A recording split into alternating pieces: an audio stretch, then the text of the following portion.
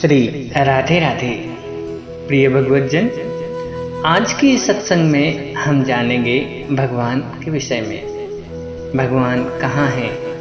आत्मा व परमात्मा में क्या अंतर है? भगवान दिखाई क्यों नहीं देते? उन्हें कैसे प्राप्त किया जा सकता है? आइए जानते हैं। ईश्वर को ब्रह्म कहा गया है। ब्रह्म को प्रणाम, सच्चिदानंद, परम ब्रह्म, ईश्वर, परमेश्वर, भगवान और परमात्मा भी कहा जाता है। वह सच्चिदानंद है, अर्थात सत, चित और आनंद का स्वरूप। सत का अर्थ है सनातन, शाश्वत, जिसका कोई प्रारंभ नहीं और अंत भी नहीं, ना बदलने वाला, ना समाप्त होने वाला। चित्त का अर्थ है चेतना, विचारना, मन और बुद्धि आदि। चेतना से ही संसार का उद्भव हुआ है। और तीसरा है आनंद। इस संसार का सबसे बड़ा आकर्षण आनंद ही है। संसार की उत्पत्ति आनंद के लिए ही हुई है। शुद्ध आनंद की अनुभूति होना बहुत दुर्लभ है। 5 महाभूत, अहंकार, बुद्धि और मूल प्रकृति भी, तथा 10 इंद्रियां, 1 मन और 5 इंद्रियों के विषय अर्थात शब्द, स्पर्श, रूप, रस और गंध, तथा इच्छा, द्वेष, सुख दुख, स्थूल देह का पिंड, चेतना और धृति, इन सभी गुण विकारों से जीवों के शरीर का निर्माण होता है। और इन सभी जीवों में परमात्मा आत्म स्वरूप से सर्वथा चैतन्य है। श्रीमद् भगवद गीता में भगवान कहते हैं, सर्वस्य चा हृदय सन्निविष्टो मत्तः स्मृतिर्ज्ञान मपोहनम च, अर्थात मैं प्रत्येक जीव के हृदय में आसीन हूँ और मुझसे ही स्मृति, ज्ञान तथा विस्मृति होती है।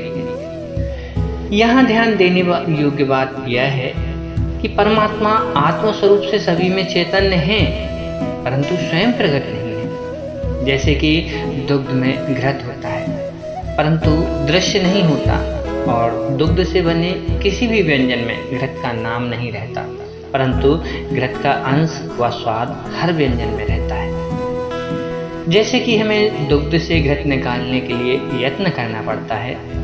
घृत निकालने के लिए दुग्ध को पहले तपाया जाता है, फिर उसे दही के रूप में जमाया जाता है। तदुपरांत मंथन से प्राप्त हुए मक्खन को गर्म करने पर हमें घृत की प्राप्ति होती है। उसी तरह हमें आत्मस्वरूप परमात्मा की प्राप्ति के लिए भक्ति रूपी लगन में खुद को तपाना पड़ता है। मैं अथवा अहप्रधान स्वकर्मों को जमाना पड़ता है। दुविधाओं व विचारों का मंथन करना पड़ता है।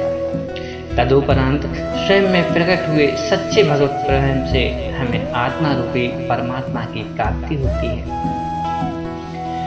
आत्मा का स्थान हृदय होता है और मन का स्थान मस्तिष्क। आत्मा का ही अगला रूप परमात्मा है।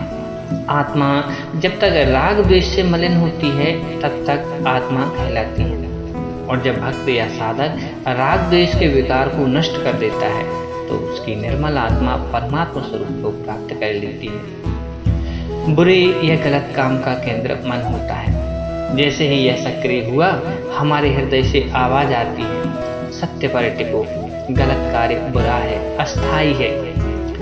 यदि हम हृदय की भाषा सुनने से चूक जाएं, तो मन हमें धर्म से विरुद्ध मार्ग पर बुरे कर्मों की ओर ढकेल देता है। इसलिए भीतर की सत्ता से जुड़े रहें तो बाहर की सत्ताएं हमें गलत काम नहीं करवाएंगी।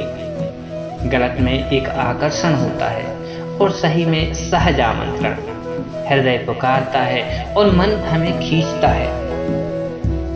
जब जीव यानी मनुष्य इस संसार की भौतिक वस्तुओं के सुखों पर अपना ध्यान केंद्रित रखे रहता है तो दिव्य शक्ति जो उसके अंतर्मन में है यानी आत्मा, उस पर वह ध्यान नहीं दे पाता है।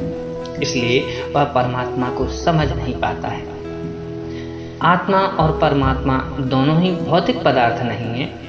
इन्हें आंख से नहीं देखा जा सकता, ना ही कान से सुना जा सकता है, नाक से सूंघा भी नहीं जा सकता, जिह्वा से चखा नहीं जा सकता, त्वचा से छुआ नहीं जा सकता। सर्वव्यापी ईश्वर का कोई आकार नहीं है। परंतु पवित्र हृदय वाला व्यक्ति परमात्मा को भक्ति व साधना द्वारा अपने अंदर महसूस कर सकता है, उसकी शक्तियों को समझ सकता है, पा सकता है। वास्तव में हम सभी केवल शरीर नहीं हैं, बल्कि पवित्र आत्मा स्वरूप हैं, और हमारी आत्मा को परमात्मा का बोध करवाने के लिए ही हमें यह मनुष्य शरीर मिला है। मनुष्य शरीर को मुक्ति का द्वार कहा जाता है, जिसे हम अपनी साधना भक्ति से अवश्य पा सकते हैं। एक बार प्रेम से बोलिए, श्री राधे राधे।